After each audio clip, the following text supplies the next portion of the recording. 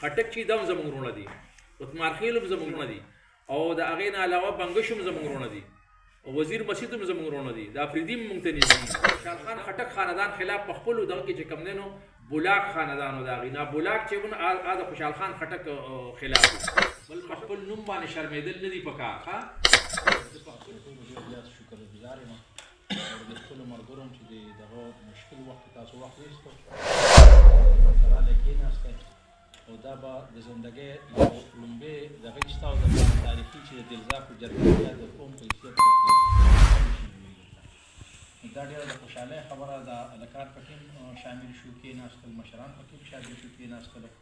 باقي چې کوم دی نو دا موږ د 12-14 کالو نه دا موږ دا مشران ټول منډې کړلې وښي یو ځای ته بل ځای ته موږ خامخا په میاشت کې یو ځای ته وزټ کوو. موږ هغې ځایونو ته ځو د دې دپاره د قبیلې د راوچتولو دپاره. که تاسو خیال کړی د نن نه 12-14 کاله مخکې زموږ د خلکو به خپل نوم باندې دې ته ځان بد لګېده، دې ته خپل تاریخ نه معلوم، دې ته خپل جغرافیه نه معلومه، دې ته خپل اوقات نه معلوم، دې ته خپل مشران نه معلوم.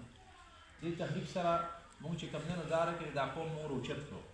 لکه چا به وایي دي موږ داسې زغلولي، چا به وایي موږ داسې زغلولي، چا به څه کړو، چا به څه. خو زموږ لږ بدقسمتۍ دې ځای کې چې زموږ تاریخ باندې څوک پوه نه و، د لیکلو هم زموږ څوک نه و، بل هر ټایم زموږ به دې قوم باندې داسې افت د مختلفو حکومتونو راغلی دی چې دوی یې څه سم کړي نه دي بیا.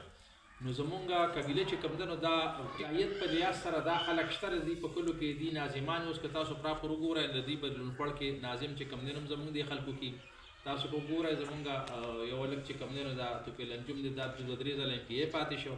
داسې چې کوم دی نو بل به دغه یو مولانا صاحب په شب قدر کې هغه هم MPA پاتې شوی دی. دوی په خپله چې کوم دی نو په خپل کلي کې دی ناظم او راویل خان پاتې شوی دی. زه خپل ځان سیاست سره مې شوق او نه دا دی خپل دغه لیډینګ کوي د خپل علاقې ملک صاحب دی. مونږ خلکو کې لکه لیډینګ والا خلک دی، خو چونکې بس مونږ باندې هغه افت په داسې وخت کې راپرېوت د ټولو حکومتونو د مغولو حکومتونو مختلفو حالاتو کې چې مونږ یې چنګ ونګ کړلو د یو بل نه لرې شو. خو بیا هم الحمدلله دا د الله احسان وکړي چې بیا هم مونږ دا د یو چترۍ د لاندې مونږ دلته کې راغونډ شو، مونږ دلته کې یو ځای کې ناست یو.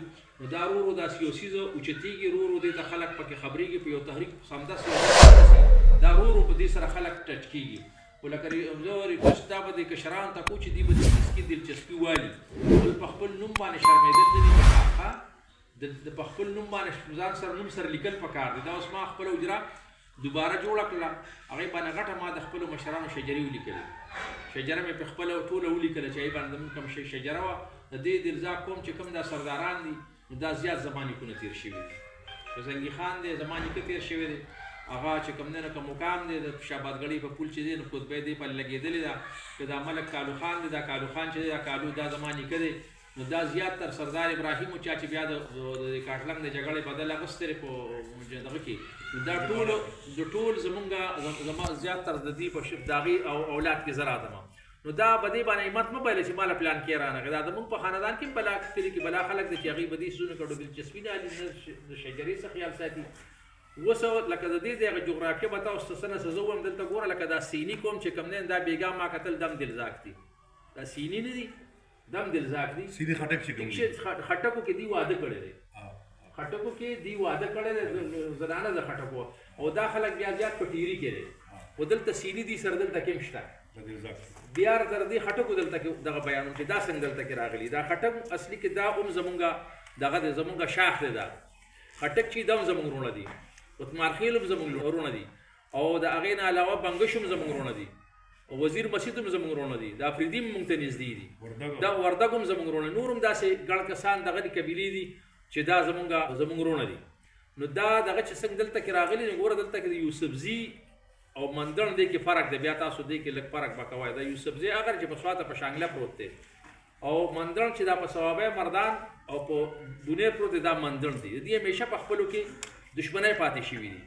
نو دا دلته کې چې کوم دی نو دا یوسفزي کمزوري په دې مندړو باندې، نو دوی ورپسې دا خټک راوستي دي. دا دلته ستاسو دا خانان چې اوس کوم دلته دي که نه دا هم زموږ نسبیان دي، خو چې چا د تاریخ معلومي دا د خوشحال خان خټک اولاد دی.